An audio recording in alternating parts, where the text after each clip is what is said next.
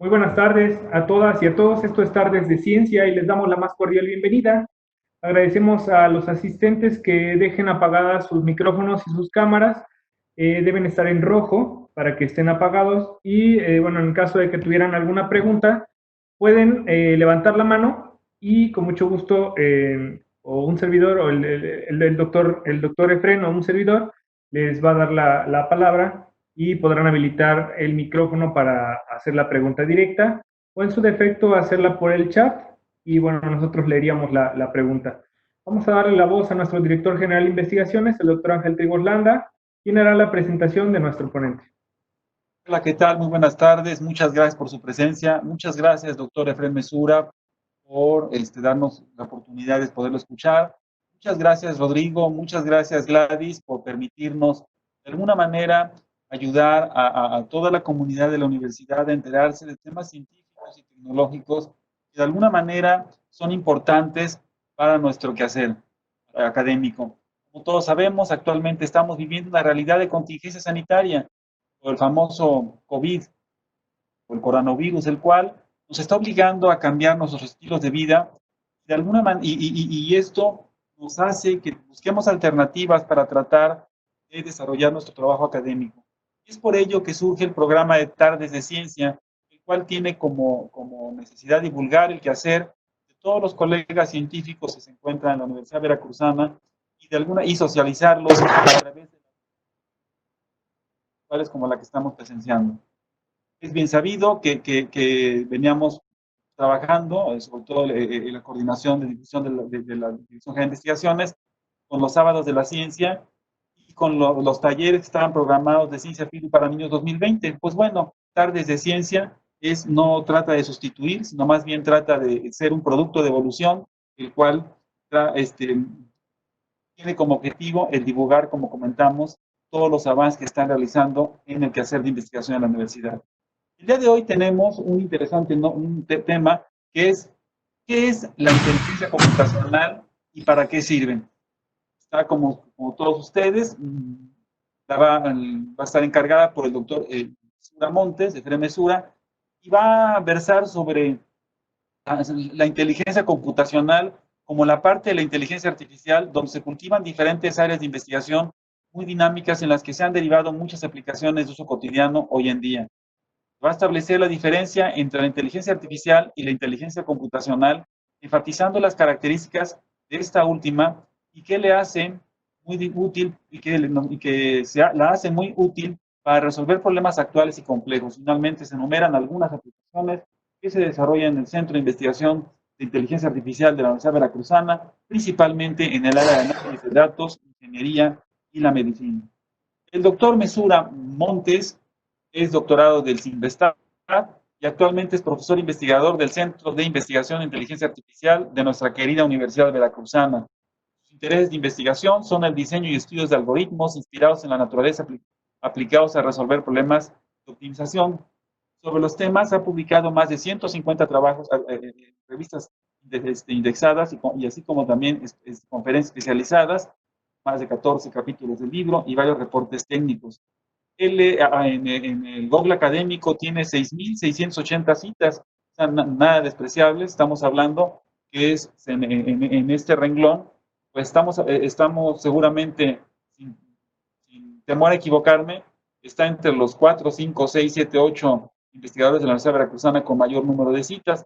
Es miembro del Sistema Nacional Nivel 2, pertenece a la Academia Mexicana de Ciencias, también a la Academia Mexicana de Computación, y es también a su vez editor en algunas revistas internacionales y asesor técnico de otras asociaciones internacionales. Por lo cual, doctor Efren Mesura, mil disculpas por no acabar su innumerable currículum, pero yo creo que es más interesante ahorita para todos ellos escuchar a un gran científico enfocado en la inteligencia computacional que nos diga acerca de su trabajo de investigación. Buenas tardes y buenas tardes a todos. Buenas tardes a todos. El doctor Ángel Trigos, muchas gracias por la invitación, gracias por la presentación y la oportunidad de compartir estos temas hoy a la audiencia virtual, dada esta situación que nos aqueja a todos, pero bueno, que la ciencia y la divulgación continúen. Vamos a hablar un poquito de lo que es inteligencia computacional y pues noten que no le llamo inteligencia artificial a la charla. Y esto pues tiene una razón ahorita como lo vamos a ir viendo más adelante. ¿Sale pues? Entonces, la agenda de la charla es la siguiente. Primero les platico brevemente del centro de investigación donde estamos trabajando, después voy a hablar de inteligencia artificial para después llegar a inteligencia computacional y finalmente les hablaré de algunas aplicaciones que se han desarrollado precisamente en mi institución, en el Centro de Investigación en Inteligencia Artificial y que tienen que ver con estos temas.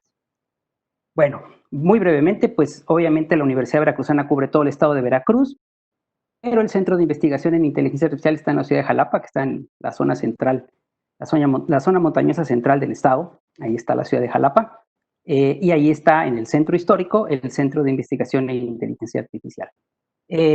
Tenemos dos programas de posgrado, maestría y doctorado en inteligencia artificial, ambos dentro del padrón de CONACYT, por lo tanto tenemos la oportunidad de solicitar becas para nuestros estudiantes aceptados. De hecho, el año pasado estuvimos de manteles largos porque cumplimos 25 años de que se creó la maestría en inteligencia artificial en la Universidad Veracruzana. La Universidad Veracruzana es pionera en inteligencia artificial, tuvo el primer programa de posgrado específico del área y lo mantiene hasta hoy en día. Y bueno, resultado de esa madurez en el trabajo académico, en 2012 se lanza el doctorado, el cual también pues ya tiene a varios egresados con el paso de las generaciones. Estamos agrupados en cuerpos académicos dentro del CIA y si bien inteligencia artificial es un área muy, muy grande dentro de lo que es ciencia de la computación, se cultivan algunas áreas dentro de la IA en el CIA.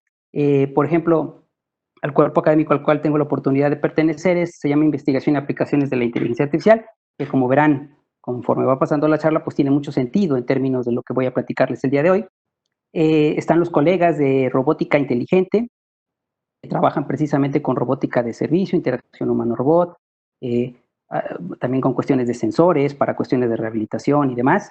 Y hay un grupo de colegas físicos que se han interesado por aplicar técnicas de inteligencia artificial en un área muy particular que se llama econofísica, y ahí están desarrollando algunos trabajos. Entonces, esto es, grosso modo, la actividad de investigación que se desarrolla ahí en el CIA que tiene que ver con inteligencia artificial.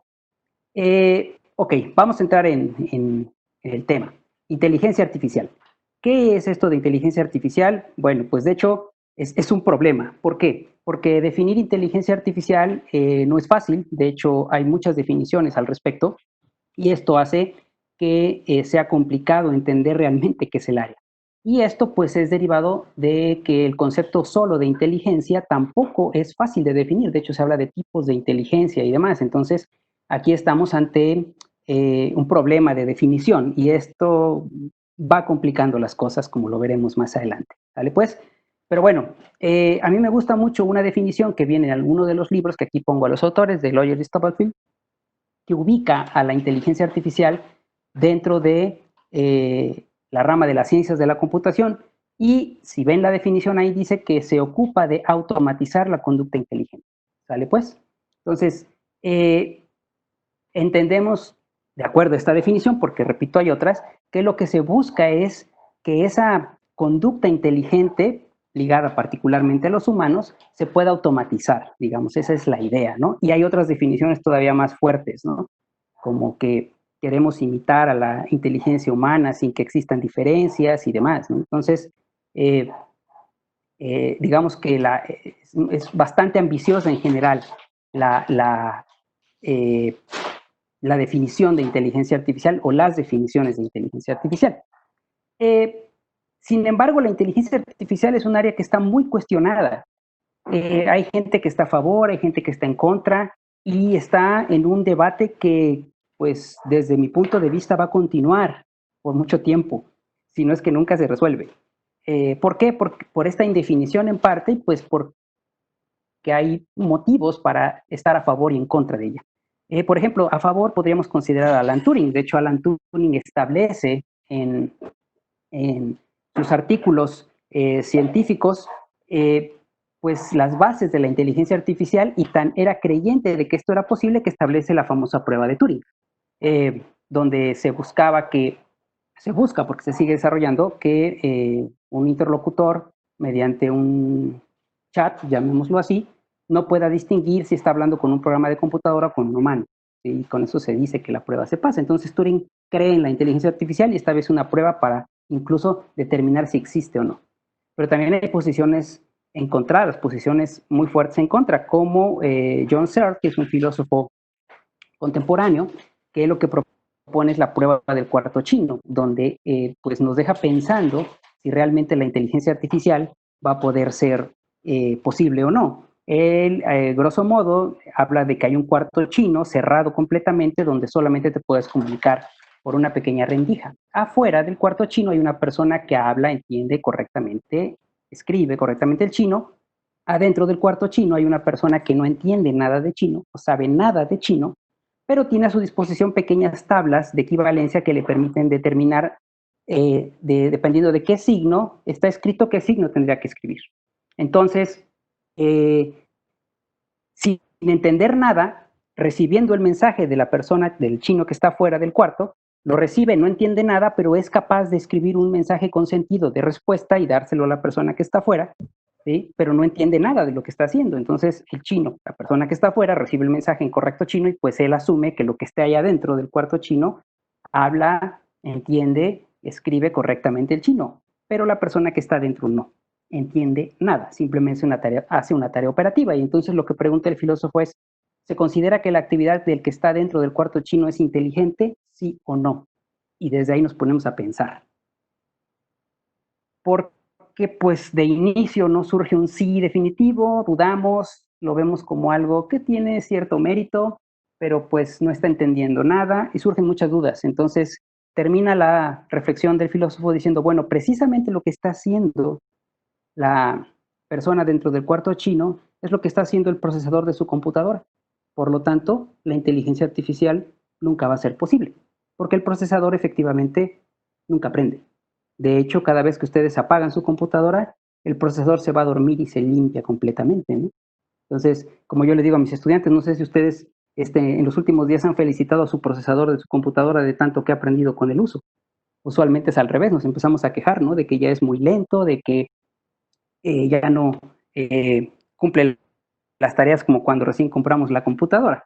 Entonces, lo que podemos ver son posiciones a favor y en contra, y la inteligencia artificial, creo, va a seguir con ese debate por mucho tiempo.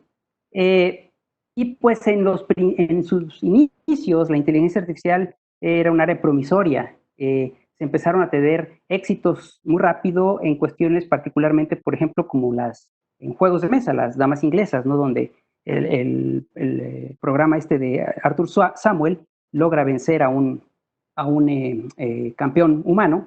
Y bueno, con el paso de los años también nos trasladamos este tipo de éxitos al ajedrez. Hoy en día, IBM, que es el que ha seguido mucho esta línea de trabajo, ya está puesto a sus programas de computadora a jugar Jeopardy y pueden ganarle también al campeón humano en Jeopardy. Y seguimos teniendo este tipo de éxitos, ¿no? De hecho, en sus inicios, por ejemplo, también los sistemas expertos, que era hacer ingeniería de conocimiento y después de extraerle a un experto humano toda su expertise, vaciarla en la computadora para que ahora la computadora se comportara como el experto, ¿no?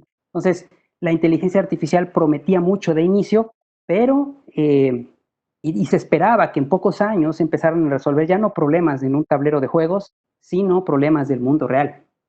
Pero ¿qué fue lo que pasó? Bueno, pues la IA cayó en un impasse por diferentes razones, y aquí solamente menciono algunas, pero bueno, la historia es todavía más rica y podría ayudarnos a entender esto de mejor manera, pero creo que cosas importantes fueron, por ejemplo, lo que yo llamo el fuego amigo. Marvin Minsky, que es uno de los padres de la inteligencia artificial, en algún momento saca su libro de Perceptrons, que era una crítica a las redes neuronales, y esta crítica apagó a las redes neuronales por muchos años. Y hoy en día sabemos que las redes neuronales, cuando oímos hablar de aprendizaje profundo y redes neuronales de tamaño enorme y demás, pues entendemos que las redes neuronales sirven bastante para algo, pero en su momento la misma gente de inteligencia artificial, Minsky era más del área, digamos, de representación del conocimiento y no tanto del área conexionista como las redes neuronales, pues digamos, le pegó muy fuerte a una de las áreas de la IA. Y por otro lado, desde mi perspectiva, y aquí es una perspectiva personal, creo que estaban un poquito como echados para adelante los investigadores en aquella época, ¿no? Y por ejemplo, a una de los hitos en inteligencia artificial, el llamado General Problem Solver, que era un programa que resolvía teoremas y algunos problemas matemáticos, digamos, fue muy importante en el área, pero creo que, y aquí lo tomo como referencia, el nombre creo que era un poquito ambicioso, ¿no? Porque pues estamos hablando del resolvedor general de problemas, ¿no? Como que casi me podría resolver cualquier problema de la vida cotidiana, y pues no era así. Entonces yo siento que la IA, por un lado había fuego amigo, por otro lado como que se sentía cercano el éxito rotundo del área, y pues esto no sucedió. Y no sucedió porque los problemas, y ya no déjense en aquella época de los finales de los 50, 60, 70, hablando en esta época, los problemas siguen en las grandes ciudades. Eh, Tenemos problemas de sobrepoblación, problemas de contaminación, y pues qué decir, ¿no? Que tenemos problemas de salud graves que tenemos que resolver, ¿sí? Y pues la inteligencia artificial, si bien ha avanzado, pues todavía como que, y sobre todo en aquel momento, pues quedaba de ver, ¿no? Entonces, el panorama no era necesariamente el más optimista, ¿de acuerdo? Ok, entonces vamos de un área que nace con muchas expectativas, que tiene un debate digamos, de nacimiento, tiene un debate filosófico muy fuerte, pero ¿qué pasó en los últimos años? Bueno, antes de los últimos años. A esta diapositiva que les muestro aquí, la titulo informalmente como la de "No me ayudes, compadre", porque si bien la inteligencia artificial es cuestionada y ha quedado de ver en ciertas áreas, si nos vamos a la ciencia ficción, pues podemos tener una visión no muy correcta de lo que es realmente la inteligencia artificial. Entonces, si me voy a películas como Terminator, o a películas como Matrix, o a películas como Yo Robot, eh, o para los que ya tenemos unos cuantos años más, 2001, Odisea en el espacio, pues, digamos, podemos empezar a sentir cierto temor acerca de lo que es inteligencia artificial, y pues esto no es bueno. De hecho, yo soy un creyente que este tipo de charlas pues ayudan a sensibilizar eh, a las personas interesadas en lo que realmente es la inteligencia artificial, y pues quitarlo de estas ideas que, si bien pues venden muchos boletos en taquilla y son atractivas, son historias interesantes, no reflejan realmente lo que la inteligencia artificial es hoy en día. Entonces, bueno, ¿qué fue lo que cambió? Y creo que son los factores que relanzaron a la inteligencia artificial, pero vamos a ver qué tanto fue realmente la inteligencia artificial. Surge una significativa capacidad de cómputo. Digo, ya no nada más tenemos acceso a nuestra computadora personal o incluso a la estación de trabajo, tal vez en el laboratorio donde estamos trabajando. Ahora ya podemos tener acceso incluso a cómputo en la nube, ¿no? Y con ciertas facilidades a un poder de cómputo muy grande, ¿de acuerdo? Entonces eso empezó a crecer rápidamente y hoy en día es una realidad. Por otro lado, empezamos a tener algoritmos, lenguajes de programación cada vez más complejos y eficientes, y eso también, aunado, digamos, tener hardware y buenos lenguajes de programación, pues esto amplía las capacidades. Y por otro lado, pues tenemos una gran cantidad de información disponible hoy en día. Yo recuerdo que cuando estudiaba yo la ingeniería de sistemas computacionales hace ya varios años, cuando llevábamos el curso de base de datos teníamos que estar inventando los datos para poder hacer nuestras consultas, ¿no? Y hoy en día el acceso a la información es inmediato, y de hecho somos generadores de información nosotros con los dispositivos móviles, las cámaras, las redes sociales. Se están generando grandes cantidades de información a cada momento.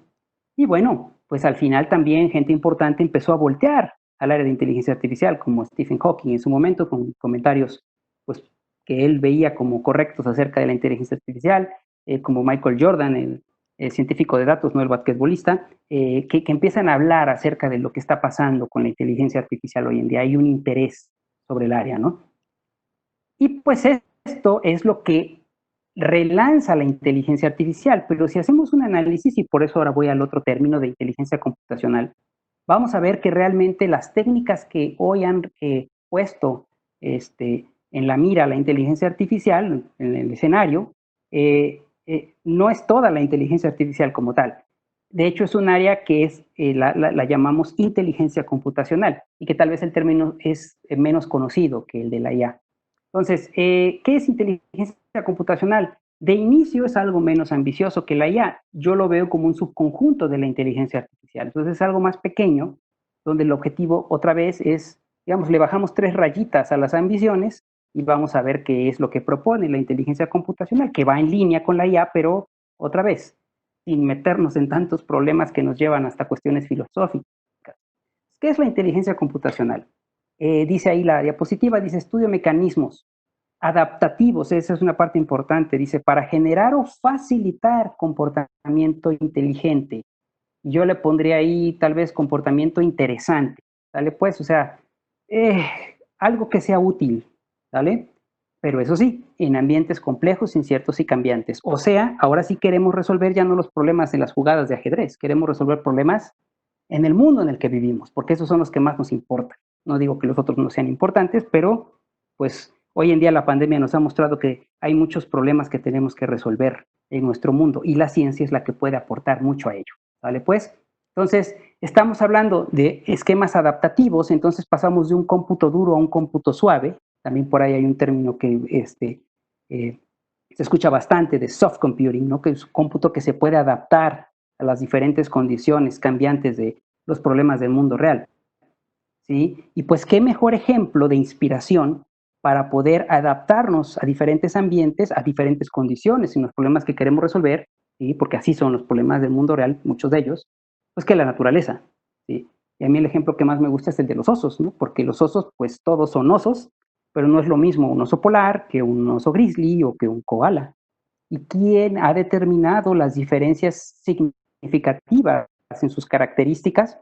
Pues el ambiente donde están viviendo, porque saben adaptarse al ambiente las especies. Entonces, de ahí viene el interés por tomar muchas metáforas de la naturaleza para generar soluciones basadas en la computadora. Y esto es harto interesante. Que dentro de la inteligencia computacional, que ya vimos que, pues, digamos, no se olvida un poquito del asunto filosófico de imitar inteligencia y demás, sino simplemente tomar comportamientos interesantes para resolver problemas complejos y que se adapten a esa complejidad. Aquí está una lista de las áreas dentro de la inteligencia computacional y algunas de ellas tal vez les suenen conocidas. El aprendizaje automático, redes neuronales y demás, que ahorita brevemente las voy a comentar. ¿Vale? Pues entonces estas son, creo yo, de las áreas dentro de la inteligencia computacional que están dentro de la inteligencia artificial, que son las que realmente han relanzado a esta área. ¿Qué es el aprendizaje automático o machine learning? La intención es generar programas de computadora que aprendan. ¿Sí? Esa es la característica, que sean capaces de aprender. No es lo mismo un programa de computadora tradicional, transaccional, no sé, y siempre pongo el ejemplo del que lleva el inventario y las ventas en una tienda. Pues ese programa hace todos los días lo mismo y por mucho que trabaje 2 años, ese programa no aprende nada nuevo. El aprendizaje automático a lo que le apuesta es a que los programas de computadora vayan mejorando su desempeño conforme más van trabajando. Esa es la intención, ¿sale? Pues, entonces, esa es la diferencia con un programa de aprendizaje. Entre más opera, mejor lo va haciendo, como lo hacemos los humanos y varias especies. Entonces, esto ha cobrado mucha relevancia porque, por ejemplo, pueden generar modelos a partir de datos. Y ahorita lo vamos a ver un poquito ya en las aplicaciones. Las redes neuronales artificiales, que fueron de los primeros paradigmas de la IA, criticados por Minsky, que han resurgido hoy muy fuertemente con lo que es el aprendizaje profundo, toman como inspiración el cerebro biológico. ¿Y por qué el cerebro biológico? Bueno, porque el cerebro biológico es un sistema complejo, no lineal y paralelo. Y que eso computacionalmente es muy atractivo. Y por otro lado, todo parte de algo muy simple, que es la neurona, que como unidad de procesamiento es, digamos, bastante sencilla de entender y de implementar, porque lo único que realiza son cálculos numéricos, sumas, multiplicaciones, y por ahí aplican una función. Es algo muy, muy sencillo y que para la máquina es muy fácil. Pero generando esta red de neuronas nos permite resolver problemas bien complejos y, digamos, los podemos agrupar como el reconocimiento de patrones. Los algoritmos evolutivos, aquí la inspiración biológica tiene que ver con la evolución natural, la supervivencia del más apto, y aquí lo que vamos a hacer es ahora ya no pensar en la evolución de organismos vivos, sino en la evolución de soluciones a un problema. Decirle a la máquina que se plantea un problema complejo y ahora se le dan soluciones particularmente muy malas, o sea, no me importa qué calidad tengan, pero mediante un proceso evolutivo emulado, al final la computadora me va a entregar una solución muy buena al problema, como lo podríamos asumir con la teoría de la evolución natural en el caso de las especies, donde con el paso de muchísimos años hemos logrado, por ejemplo, en el caso del ser humano, tener las características físicas y cognitivas que tenemos hoy en día y que no son las mismas que tenían nuestros antepasados. Entonces, en ese sentido, ahora le podemos evolucionar soluciones a problemas complejos y que la máquina nos sugiera una de ellas. La inteligencia colectiva, aquí la inspiración biológica tiene que ver con el estudio de comportamientos entre organismos muy simples, como por ejemplo hormigas o parvadas de aves, donde la clave es la comunicación. Cómo se comunican entre ellas y si bien de manera individual no pueden resolver un problema, de manera colaborativa sí lo pueden hacer, pero no existe un control central, sino emerge el comportamiento interesante a partir de la comunicación. Y las aplicaciones son bastante amplias. Los sistemas inmunes artificiales, bueno, aquí se entiende un poquito más la metáfora de dónde viene, pues es el sistema inmune natural. ¿Por qué? Porque el sistema inmune natural tiene también características de que aprende y que tiene una característica que se llama memoria asociativa. ¿Qué es esto? Que guarda información de eventos que ya ha tenido para que cuando vuelvan a suceder los pueda traer en ese momento para poder desempeñarse de mejor manera, y esto es muy útil, ¿de acuerdo? Entonces, el sistema inmune también ha servido como inspiración para generar diferentes soluciones a problemas complejos mediante este esquema de aprendizaje que va teniendo el sistema natural. Ahora lo emulamos en la máquina para resolver problemas complejos. Los sistemas difusos, bueno, pues están basados en la lógica difusa, que es una generalización de la lógica booleana. Ya estamos partiendo de que no nada más es sí o no, blanco, negro, verdadero o falso, sino que tenemos matices. ¿Y por qué esto es importante? Porque nuestro mundo real no es binario, ¿sí? Como yo le pregunto a mis estudiantes, oigan, ¿les está gustando la charla? Y pues ahí me podrían decir, ¿y qué significa ese? Así como que pues mejor estaría yo mejor viendo series en Netflix que estar conectado ahorita viendo la charla del doctor, o que pues la verdad sí valió la pena. Este tipo de ambigüedades, de matices, son difíciles de modelar, es imposibles con la lógica booleana. Entonces los sistemas difusos agregan eh, esta característica de poder modelar con mayor fidelidad un problema y que entonces la solución sea realmente realista en términos de lo que queremos resolver. Intentan modelar el sentido común. El sentido común para los humanos, para la mayoría de los humanos, es común, pero ¿cómo lo programas en una máquina? ¿Sí? Entonces ahí hay que, digamos, pensar, por ejemplo, en el caso de los temas difusos, esto se facilita para poder resolver problemas complejos. Y bueno, está la parte de las matemáticas, toda la parte de lo que es teoría de la computación, matemáticas discretas, teoría de la probabilidad, combinatoria. Todo esto se agrega también a la inteligencia computacional para tener precisamente pues todas estas herramientas y poder apostarle a resolver problemas. Porque ¿cómo hay que usar todo esto? Bueno, pues si realmente queremos pues que lo que estamos haciendo valga la pena y sea algo, digamos, un proyecto retador, pues hoy en día, y sobre todo pensando en los estudiantes, pues no basta con que ustedes digan, pues yo sé aprendizaje automático y ya. Pues la noticia es que hoy en día lo que se requiere de las personas que queremos resolver problemas es que todo esto esté en nuestra mochila. Entonces, es todo un reto de formación, ¿sí? Para la gente que se interesa en estas áreas. Hoy creo que la inteligencia artificial en general se ha abaratado mucho porque hay muchas herramientas. Hay gente que dice que hace inteligencia artificial siendo un usuario de un software, sin entender realmente qué está pasando dentro de cada una de estas técnicas. Y yo soy un creyente de que cuando vas a utilizar alguna herramienta, tienes realmente que conocer qué está pasando en ella para poder entender su comportamiento y realmente poder resolver el problema de manera adecuada. Entonces, ese es el reto hoy en día. ¿Y por qué? Porque la inteligencia computacional que ha promovido precisamente olvidarnos de eso de que van a reemplazar a los humanos. Ok, sí va a haber un cambio en términos de los tipos de trabajos que van a haber, se van a perder unos, pero van a aparecer otros, ¿sí? Como el caso de los cajeros automáticos, cuando llegaron los cajeros automáticos a los bancos, todo el mundo pensó que iban a correr a todo el personal de los bancos. ¿Y qué sucede hoy en día? Hay un área para los cajeros y hay un área para los humanos que atienden precisamente a las personas. Entonces, yo creo que tenemos que pasar por ese proceso en muchas áreas, porque eso es lo que está promoviendo la inteligencia computacional. Entonces, estamos hablando, y a mí me gusta mucho esto, la unión conveniente de talentos. El talento de la máquina, que es buenísima para las operaciones numéricas de manera muy rápida, y el humano haciendo su labor en la toma de decisiones, en el sentido de común y demás, ¿sí? Entonces, creo que eso es lo que se está promoviendo y la inteligencia computacional es lo que está logrando. ¿Vale? Pues, bien, para hablar de aplicaciones, esto ya es del trabajo que estamos haciendo ahí en el CIA, colegas y estudiantes, y les muestro algunos ejemplos.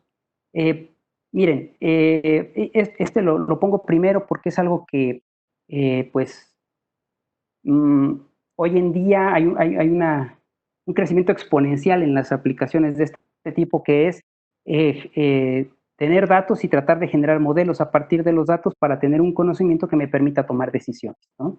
Entonces, si lo ven, este proceso que está ahí en esa figurita, pues lleva muchos elementos, como la selección propia a partir de los datos crudos, hacer la selección para ver cuáles son los datos que me sirven, luego preprocesarlos, luego transformarlos y posterior a ello ya hacer un proceso de minería de datos para poder encontrar ciertos patrones en mis datos y generar conocimiento.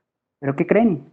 Muchas de estas labores se hacen de manera ingenieril, tanto para hacer selección como preprocesamiento, como en la minería, etcétera.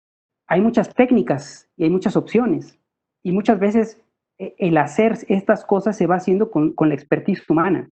Entonces, por ejemplo, algo que estamos trabajando ahí en el CIA es tratar de automatizar todo este proceso y que sea la misma máquina la que me sugiera cómo preprocesar los datos, con qué técnica, con qué parámetros, y así todo el proceso, se llama selección de modelo. Y ahí del lado, en el extremo izquierdo de la diapositiva, voy poniendo las técnicas de la mochila que les platicaba yo, estamos combinando para resolver esto. En este caso es aprendizaje automático con algoritmos evolutivos. Estamos evolucionando todo este proceso de descubrimiento de conocimiento en datos para que sea la máquina la que me sugiera a partir de mis datos cuál es la mejor manera de hacerlo. Y ya no sea yo diciendo, bueno, pues es que yo siempre hago selección de características con esta técnica porque pues aquí tengo este software y pues es la única que sé. Y no sé si hay otra cosa mejor. Bueno, aquí el evolucionar opciones me permite que la máquina pruebe con muchas combinaciones y al final me sugiera una que sea buena para el problema que quiero resolver. Entonces, es un área muy interesante, donde ya le queremos pedir a la máquina que haga todo esto y que yo ya no tenga que hacer esa toma de decisiones que me puede llevar a soluciones que al final el modelo que estoy generando a partir de mis datos, ¿qué tal si no es tan exacto? ¿Qué tal si no es tan correcto? ¿Vale? Pues, en diseño mecatrónico, por ejemplo, la generación de mecanismos como el que, a ver, espérenme ahí, ahí va un videito, a ver si abre, espero que lo estén viendo. Es un brazo robótico de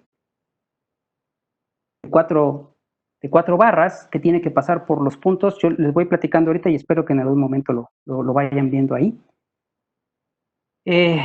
La tarea que tiene que cubrir ese brazo es pasar por esos puntos, esos 6 puntos de referencia que ven ahí, son rojos. Y bueno, ahí está un diseño obtenido por los ingenieros mecatrónicos, la distribución de los eslabones, los ángulos y demás, donde se cumple la tarea. Pero lo que se preguntaban los colegas mecatrónicos es si no había algún diseño mejor. Ahí es donde entramos nosotros, ¿sale pues? Y entonces, me regreso tantito a la presentación, mediante computación evolutiva, algoritmos evolutivos y de inteligencia colectiva, logramos encontrar, por ejemplo, ahora está el otro video, espero que se vea, vean cómo la configuración del brazo robótico es diferente, el punto fijo está en otro lado, los tamaños de los eslabones son diferentes, los 6 puntos siguen siendo los mismos, ¿sí? Pero noten cómo ahora el movimiento del mecanismo permite recorrer los 6 puntos de manera iterativa, pero vean cómo ya no existe esa pancita que hacía que tardara mucho para volver a hacer la tarea. Pero esto ya lo encontró el algoritmo de inteligencia computacional. ya no fue con las técnicas tradicionales que ellos utilizaban. Entonces, pues aquí, digamos, es un buen ejemplo de cómo estas técnicas pueden ayudarnos a resolver los problemas de mejor manera. ¿Vale? Pues, regreso a la presentación. Trabajamos, por ejemplo, también con diseño de horarios en una facultad de la Universidad Veracruzana, donde se hizo todo el sistema y se consideraron todas esas complejidades que lleva el diseño de horarios escolares, ¿no? Incluso el mismo sindicato y demás, las materias basificadas y obviamente pues que no existieran empalmes con grupos, profesores, salones y demás. Y aquí lo trabajamos con algoritmos evolutivos y tuvimos que meter algunos conocimientos propios de algunas heurísticas y probabilidades para poder generar horarios que decía el jefe de carrera que él lo que hacía era tomar el horario del año anterior y en un par de semanas lograba generar un horario donde ya no hubiera problemas. Este sistema le generaba alrededor de 40, 50 opciones en 4 horas y ya de ahí él podía escoger el más adecuado. En robótica evolutiva, aquí por ejemplo lo que hacemos es combinar algoritmos evolutivos con redes neuronales, donde hay una red neuronal que es como el cerebro del robot, que es el que va a estar haciendo la tarea y nosotros lo que vamos evolucionando es precisamente, puede ser desde la arquitectura de la red neuronal, cómo está configurada, o el mismo aprendizaje de la red también lo vamos evolucionando con el algoritmo evolutivo. Entonces aquí, en esta colaboración que fue con los colegas de robótica y del CIA, podemos ver un robot, un Epoch, que es un robot chiquito que aquí lo que tiene que hacer es seguir, encontrar la pared y seguirla, si mal no recuerdo, y pero aquí no estamos programando como tal el comportamiento, sino es la red neuronal que está evolucionándose conforme va sensando, de acuerdo los sensores que tiene, por ejemplo, en este caso donde topa el robot, y va dando la salida a los actuadores, que son sus motores de las rueditas, para que pueda generar el movimiento. Entonces, aquí eso es una buena aplicación de algo que se llama neuroevolución, ¿no? Que es evolucionar redes neuronales utilizando precisamente algoritmos evolutivos. Con los colegas de la Facultad de Matemáticas trabajamos un problema que se llama transferencia de masas. Aquí fue un problema muy interesante porque tuvimos que combinar precisamente partes formales con partes de estos algoritmos evolutivos y encontramos que hay algoritmos que digamos, tienen características que le permitieron resolver este problema, pero considerando que había que tener un formalismo en la parte de las matemáticas, que era probar convergencia del algoritmo. Entonces, fue un ejercicio para mí muy interesante, muy bonito, porque nos permitió meternos a un problema formal y encontrar una solución inspirada en un algoritmo evolutivo, pero que tenía características para poder probar convergencia. Entonces, creo que esto nos habla del efecto transversal que tienen estas técnicas y que pueden trabajar en muchísimos dominios de aplicación. En cuestiones médicas, por ejemplo, trabajamos con un proyecto del doctor Gabriel Acosta y en el CIA que tiene que ver con detección de cáncer de cervix. En este caso está basado en un estudio que se llama colposcopía, que es depositar una sustancia blanquecina en el cervix y se toma un video, que es el que ahorita van a ver ustedes por ahí. Entonces se deposita la sustancia blanquecina y el ginecólogo, el colposcopista, está observando y dependiendo de los cambios de coloración que tenga el tejido, puede, digamos, detectar alguna posible presencia de la enfermedad. Entonces, si ustedes ven ahí el video, se deposita la sustancia blanca y empiezan a cambiar de coloración. Entonces, ahí el colposcopista está observando y dice, mira, por aquí podría haber una cierta lesión, etcétera, etcétera, o que todo está bien. Pero lo que observan en el video es, pues está tomando el video en la paciente está en una posición incómoda, respira, se mueve inconscientemente y pues el video sale todo movido. Entonces, para poder hacer este preprocesamiento de la información necesitamos que no existan estos movimientos porque eso genera ruido y a la máquina no le gusta el ruido en los datos. Entonces, lo que hicimos fue hacer un proceso que se llama registro. Entonces, aquí está el mismo video, pero ahora ya pasado por las técnicas de inteligencia computacional, ahí le falta un poquito de tratamiento, pero si notan ya no existe ese movimiento que se tenía en el video anterior. Entonces ya con mayor certeza podemos analizar una cierta zona y ya no estar viendo que a lo mejor esas zonas que estoy tratando de poner el ojo ya son zonas diferentes, que otra vez esto lo que hace es generar ruido. Entonces aquí lo hicimos con algoritmos evolutivos y con la parte de las técnicas probabilistas. también en el mismo tenor de las imágenes médicas, ahora ya hacemos la segmentación, que es precisamente encerrar esa posible parte donde haya una lesión. Pues aquí combinamos el aprendizaje automático con los algoritmos evolutivos. Vemos algo como lo que van a ver acá, ¿sí? Que esto es derivado de un video. Aquí nada más ponemos una imagen como referencia, pero realmente es un video. Y lo que ven ahí, y van a empezar a ver, hay un contorno azul que se queda como fijo y un contorno rojo que se sigue moviendo tratando de encerrar una cierta parte. Entonces, aquí el contorno azul es la técnica de procesamiento de imágenes sin la asistencia de la inteligencia computacional. Y la roja es la misma técnica asistida por la inteligencia computacional. Entonces, en términos muy lúdicos, si esta técnica no se hubiera asistido de la inteligencia computacional, hagan de cuenta que es como si el médico hubiera dicho, pues no veo nada, todo está bien. Pero asistida por la inteligencia computacional, lo que dice es, oye, aquí parece que hay algo, ¿vale? Entonces, lo bonito de este trabajo también con el doctor Gabriel Acosta es que esto se comparó contra lo que el ginecólogo detectaba en la imagen. Y en casi el 80% hubo coincidencias. Y en el 20% que no hubo coincidencias, el médico dudó al ver lo que la máquina estaba encerrando.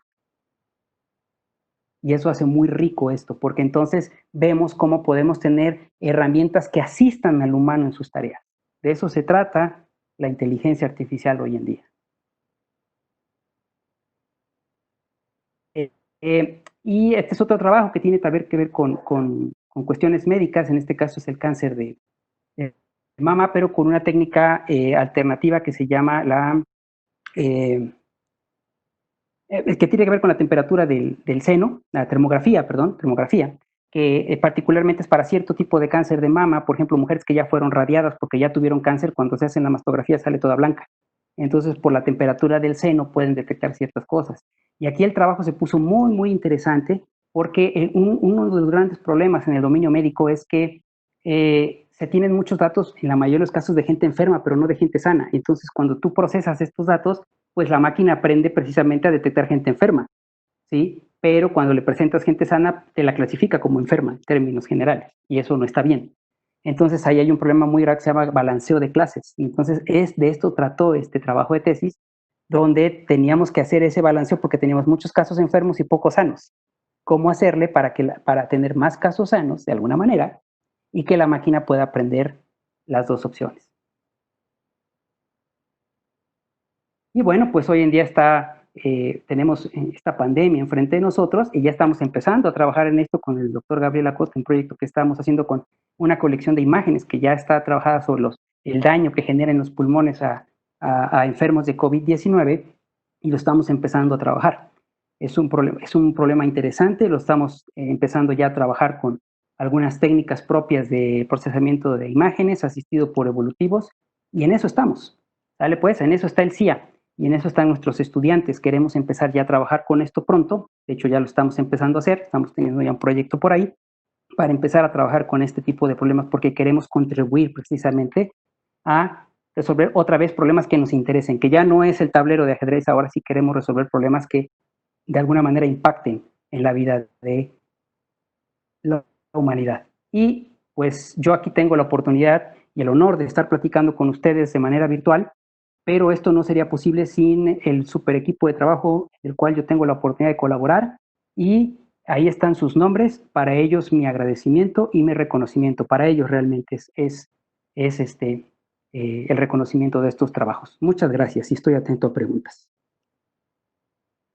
Muchísimas gracias, doctor Efren. Si hubiera alguna pregunta con el público asistente, que pudiera levantar la mano o en su defecto que nos lo pudiera mandar por el chat para que pudiéramos leer la pregunta. Vamos a dar un momento.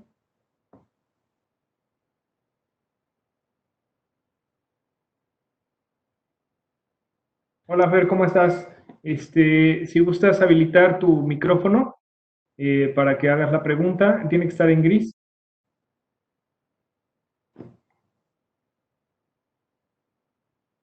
Bueno, sobre el COVID-19 menciona algunas imágenes preprocesadas, pero lo que usted quiere hacer es el daño que hacen los pulmones o para evitar el COVID. No, ahorita estamos en una etapa donde ya se tienen imágenes etiquetadas en términos de, mediante esta imagenología médica de los pulmones, para un paciente tratar de detectar si el daño que está presentando tiene que ver con COVID o no. Ese es ahorita el reto, estamos todavía en etapas muy iniciales al respecto. No estamos hablando de un prediagnóstico, ni mucho menos, sino simplemente tratar de que la máquina aprenda a distinguir dentro de las imágenes que están etiquetadas como pulmones dañados por COVID de los que no lo son.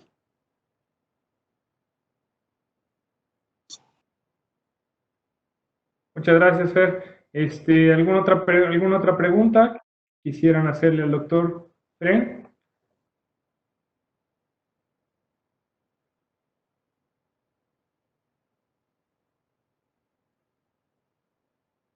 Esperamos un momentito.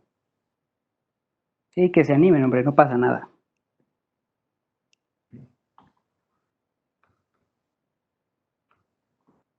Doctor, no sé si quisiera hacer alguna. Ah, mira, ahí está Yair. Si puedes habilitar el micrófono, tiene que estar en gris para que puedas hablar. Ya te escuchamos. Hola, buenas tardes. Buenas tardes. Bueno, lo que están haciendo, ¿cuál es el interés o cuál es o a qué punto se quiere llegar con eso? Me refiero a qué es a lo que va a ayudarle, digamos, en este equipo, en este caso el equipo médico, con ese tipo de casos. ¿Se refieren a las aplicaciones del cáncer o a cuál en específico o la pregunta es de manera general? Perdón, me refiero a ahorita lo que se está haciendo con base al COVID o a lo que se quiere hacer con base al COVID. Ya. Bueno, este conjunto de imágenes recién está disponible. Entonces apenas estamos empezando a trabajar con ello. No hay una relación directa todavía con médicos. La buena noticia es que, pues a raíz de la pandemia, el mismo CONACYT empezó a sacar ya convocatorias para apoyo a proyectos. De hecho, ayer salieron los resultados preliminares y pues apoyaron a pocos, obviamente, los recursos, no son muchos. Pero independientemente de que se tenga o no el recurso para ya tener algo más armado, lo que queremos ahorita es empezar a tener cierto conocimiento en términos de los datos que se están generando al respecto, ¿no? Por ejemplo, nosotros estamos trabajando con las imágenes, hay otros colegas que están trabajando precisamente con el comportamiento de la pandemia y demás, ¿no? Ahorita en esta etapa inicial lo que queremos es que estos datos que ahorita son públicos, es tratar de generar un modelo que te permita reconocerlos adecuadamente, con la esperanza de que cuando se tengan más datos, esto lo podamos enriquecer y en algún momento pensar que esta herramienta complementada con otras pruebas pueda ayudar a un prediagnóstico adecuado. Muy bien, sí, pregunto porque precisamente a raíz de eso, de lo que menciona, en la UNAM creo que están haciendo algo parecido, pero para detectar el COVID, ya no para detectarlo directamente en los pulmones, ¿no? Sino para diagnosticarlo. Sí, claro, no. Aquí no estamos aspirando aún a esto. En el caso ya del diagnóstico sí requieres de un equipo ya interdisciplinario, porque ahí entran otras áreas y bueno, en esa etapa todavía no estamos en el caso del CIA. Muy bien, muchas gracias. Gracias. Tenemos otra intervención de Diego. Diego, no sé si gustas habilitar el micrófono, tiene que estar en gris para que puedas hacer la pregunta al doctor Efren. Muchísimas gracias, Jair. Sí, buenas tardes, doctor Efren. Interesante su charla. Mi pregunta iría un poco más enfocada a un caso hipotético relacionado a este último tema que mencionaba sobre el COVID. Tengo entendido que su visión va enfocada en cuanto a análisis de los pulmones. ¿Pudiera en determinado tiempo a lo mejor que tuviera un enfoque de investigación el grado o la capacidad de la persona que tenga posiblemente COVID o sea propensa a ello a través de un análisis de imagen como pudiera ser en el caso del de cáncer, que a través de zonas de calor en el cuerpo, no sé si se establezca algún tipo de patrón que determine o ayude a detectar que esa persona sea posiblemente candidata en cierto porcentaje a ser portadora de COVID. Uf, qué preguntas. A ver, eso sería muy deseable, pero hoy en día lo veo harto complejo, porque todavía la enfermedad es bastante desconocida en términos de poder predecir esto. O sea, necesitarían analizar muchos casos para poder realmente tenerlos correctamente etiquetados y que con base en sus características, una puede ser la imagenología médica, pero también puede ser análisis clínicos y el mismo historial del paciente, juntando todo esto, tú al final pudieras etiquetarlo, por ejemplo, con un porcentaje de propensión a la enfermedad, pero esto, híjole, yo creo que, o sea, todavía falta mucho para poder tenerlo porque otra vez los datos todavía no se tienen. Y algo muy importante en términos de la inteligencia computacional y cuando se trabaja con datos es que necesitas eso, datos confiables y bien procesados para la máquina para que la máquina pueda aprenderlos correctamente. Este, para cosas así, yo creo que todavía falta bastante.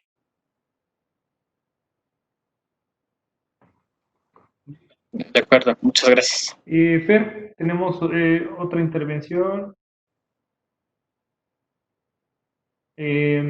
Muchísimas gracias, Fer. ¿Alguna otra pregunta que pudieran tener? Muchísimas gracias a Diego. ¿Quién más pudiera tener? ¿Alguien tuvo problemas para conectarse o para escuchar el audio? Eso también nos gustaría pues escuchar un poquito la opinión de ustedes con respecto a la plataforma. Esto sale un poquito de la charla del doctor Efrén, pero bueno, les voy a comentar un poquito.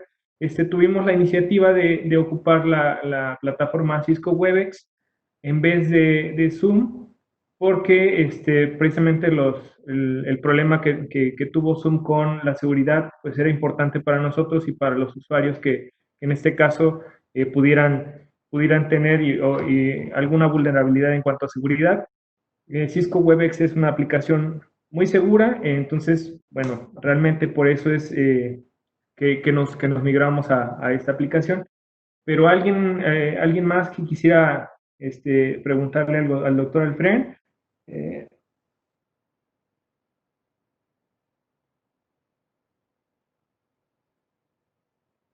Creo que no, doctor. No sé si gusta hacer alguna conclusión para que podamos cerrar la sesión. Y bueno, agradecer la oportunidad y el esfuerzo que está haciendo la Dirección General de Investigaciones de la Universidad por mantener este tipo de actividades eh, eh, a pesar de las circunstancias. Creo que eso es muy importante. Agradecer a los que se tomaron el tiempo de conectarse y escuchar este tipo de charlas. Y bueno, por cualquier duda o comentario adicional, ahí está ahorita la dirección de correo, ahí aparece. Muchísimas De un gracias. servidor, ese es el medio de contacto para que cualquier duda de cuestión adicional ahí me pueden escribir. Está mi página web y ahí están todas las tesis que se han dirigido, los artículos de investigación que hemos desarrollado, todo está ahí para que el que tenga interés en un tema pueda descargar los documentos o en su momento también preguntar al respecto. Si tuvieron alguna duda y no se animaron a platicarla en vivo, pues le pueden escribir al doctor Efren y con mucho gusto él les podrá contestar. Pues doctor Efren, muchísimas gracias por su presentación, creo que nos quedó bastante claro. Y bueno, en este caso tenemos que cerrar la sesión a nombre del doctor Ángel Tribulanda, director general de investigaciones de la UB, de Gladys Yáñez y un servidor Rodrigo López, colaboradores de Tardes de Ciencia. Agradecemos que se hayan conectado a esta sesión. Y quienes hayan participado también, el interés pues se les agradece mucho.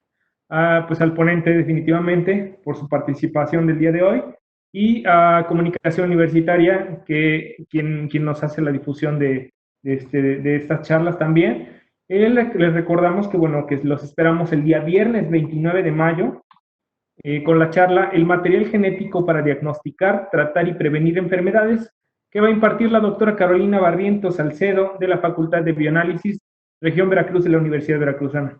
Por el mismo enlace, en punto de las 17 horas, y pues muchísimas gracias a todos.